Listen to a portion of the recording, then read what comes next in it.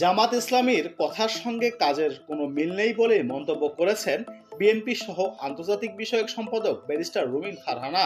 তিনি বলেছেন, জামাত বলে এক, করে আরেক, ভাবে আরেক, দৃশ্যমান করে এক, অদৃশ্য থাকে আরেক।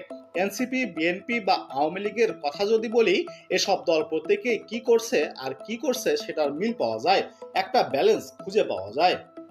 কিন্তু জামাত ইসলামী কি বলছে আর কি করছে এটার কোনো মিল নেই। সম্প্রতি একটি বেসরকারি টেলিভিশনের এক টক শোতে পিআর ইস্যুতে জামাতের প্রসঙ্গ টেনে এসব কথা বলেন ব্যারিস্টার রুমিন ফারহানা। এ সময় এনসিপির প্রতীক ইস্যুতে রুমিন ফারহানা বলেন, এনসিপি গণ অভ্যুত্থানের পরে তৈরি হওয়া একটি নতুন দল, দেশের মানুষের দোয়া ভালোবাসা দলটির সঙ্গে আছে। আমরা একটু অবাক হই যখন শাপলা প্রতীক নিয়ে একেবারে অনড় অবস্থানে দলটি চলে যায়। শাপলা প্রতীক পেলেই কি ভোট বেশি পাওয়া যাবে বা জেতার সম্ভাবনা হবে কিংবা আসন